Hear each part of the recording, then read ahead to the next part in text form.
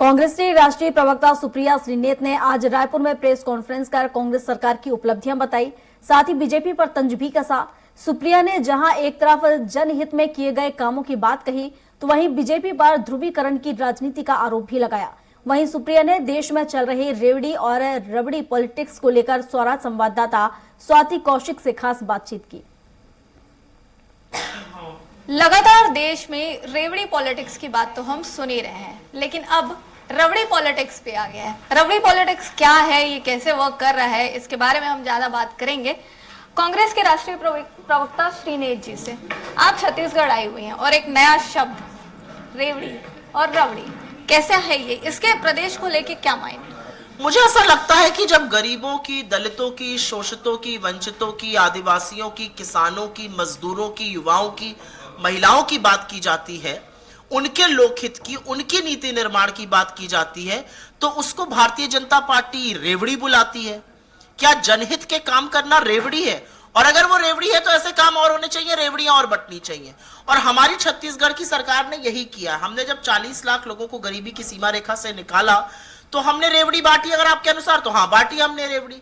अगर आपको लगता है कि 44 लाख परिवारों को बिजली बिल हाफ का लाभ मिला, ये रेवड़ी है, तो अच्छी बात है, ये रेवड़ी है। अगर आपको लगता है कि किसानों को उनका दाम ज्यादा मिल रहा है खरीद का, तो अच्छी बात है, मिलना चाहिए। आपने मुझसे उसके आगे पूछा रबड़ी। आप तो रबड़ी परोस कर दे रहे हैं और एक ही आदमी को रबड़ी खिला रहे हैं और बार बार खिला रहे हैं।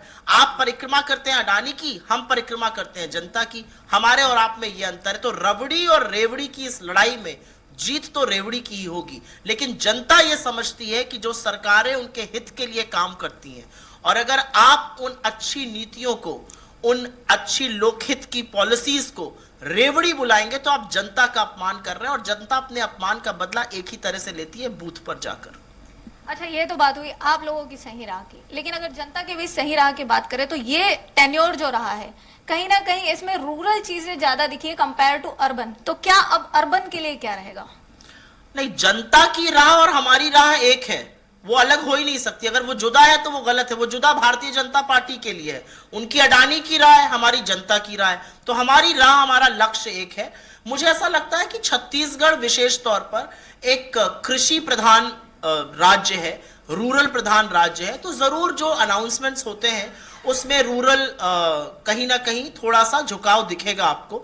लेकिन बहुत सारी चीजें अर्बन के लिए भी हुई। अगर बेरोजगारी भत्ते की बात कर लें, अगर आवास विहीन लोगों की बात कर लें, अगर हम स्मार्ट इंग्लिश स्कूल्स की बात कर लें, तो ये अर्बन सेंटर्स को भी उतना केटर करता है। और मुझे ऐसा लगता है कि राजनीति में नीति निर्माण जो है वो अर्बन रूरल देखकर नहीं, वो लोकहित देखकर होता है।